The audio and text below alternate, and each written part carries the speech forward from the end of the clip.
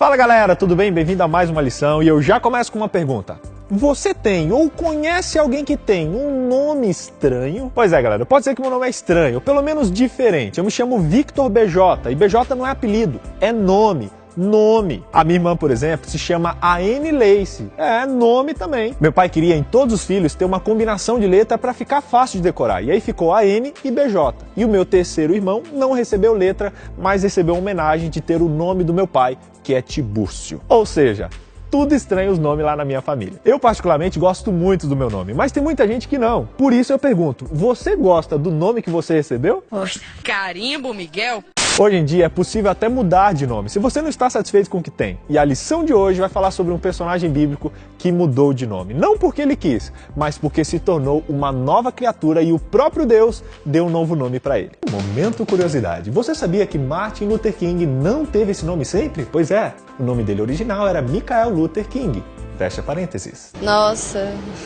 Nas lições anteriores, a gente viu que Paulo era o líder da oposição religiosa e levou muitos cristãos à morte. Antes de ser Paulo, ele era conhecido como Saulo, e a sua conversão foi um dos acontecimentos mais extraordinários da história da Igreja Apostólica. Paulo tinha uma determinação e um apoio oficial para destruir a igreja. Mas enquanto fazia isso, ele foi surpreendido pelo chamado de Deus, lá na estrada de Damasco, e se tornou o maior dos apóstolos. Ellen White diz em um de seus livros que dentre os perseguidores mais cruéis e implacáveis da Igreja de Cristo, surgiu o mais hábil defensor e mais bem-sucedido arauto do Evangelho.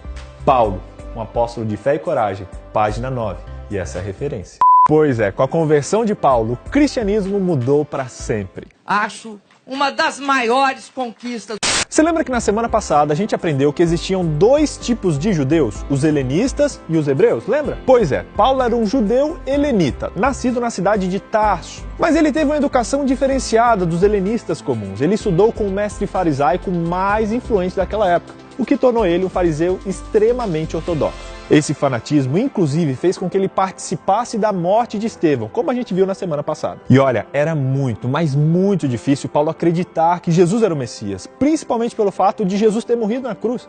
Isso contrariava completamente a crença dos judeus, que diziam que quem era pendurado no madeiro era amaldiçoado por Deus. Ou seja, para eles era impossível o Messias ser amaldiçoado por Deus. É interessante ressaltar que antes de Paulo se tornar um apóstolo de Jesus, ele era um membro do Sinédrio.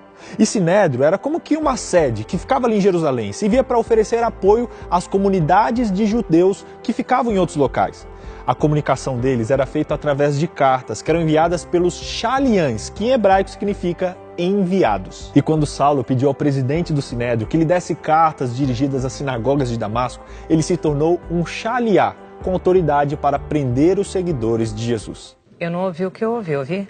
Mas a história teve uma reviravolta. A caminho de Damasco, Saulo e seus companheiros foram surpreendidos com uma luz que vinha do céu, que brilhava intensamente. E nesse momento eles ouviram uma voz que veio do céu, uma forte voz, que era uma manifestação divina, em que apenas Paulo ficou cego e pôde compreender as palavras que foram proferidas. Isso aqui, gente, é Jesus aparecendo para Paulo e o chamando para se tornar um discípulo seu. O interessante na história de Paulo é que geralmente a gente pensa que ele era um homem mau quando perseguia os cristãos, mas não, gente. No coração dele, ele pensava que estava realizando a vontade de Deus nas mais sinceras das intenções. Mas com essa revelação, Paulo não apenas descobriu que Jesus estava vivo, mas também que ele estava fazendo sofrer os seguidores do próprio Jesus. É mesmo, é? Quando Paulo percebeu que estava falando com Jesus, ele perguntou: "O que farei, Senhor?"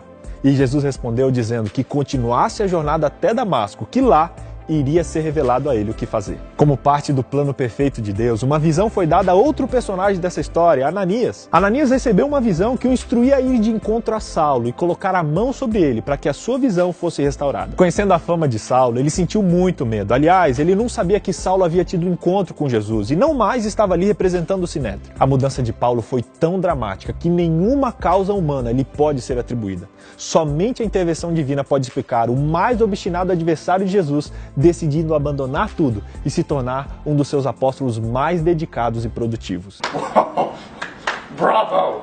Wow! Paulo partiu de Damasco e seguiu em direção às sinagogas árabes e lá todos perceberam a sua mudança. Tanto é que alguns oponentes até conspiraram para tirar a vida dele. Ele foi denunciado às autoridades locais, mas com a ajuda dos fiéis e dos seus novos amigos, ele conseguiu escapar dentro de um cesto para fora da cidade. É claro que os cristãos estavam extasiados de alegria ao descobrir que o seu maior oponente agora havia se juntado a eles. Que coisa mais linda!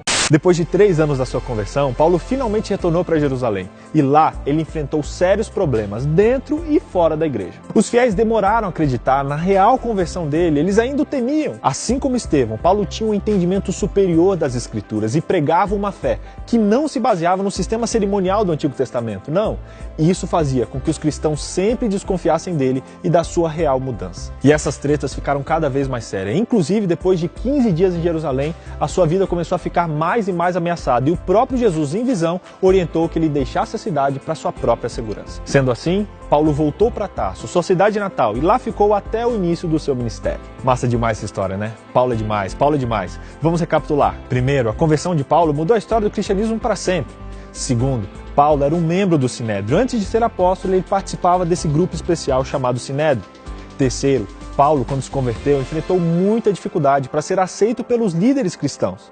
Quarto, Paulo teve que inclusive fugir para Tarso depois de estar em Jerusalém com o risco de perder a própria vida.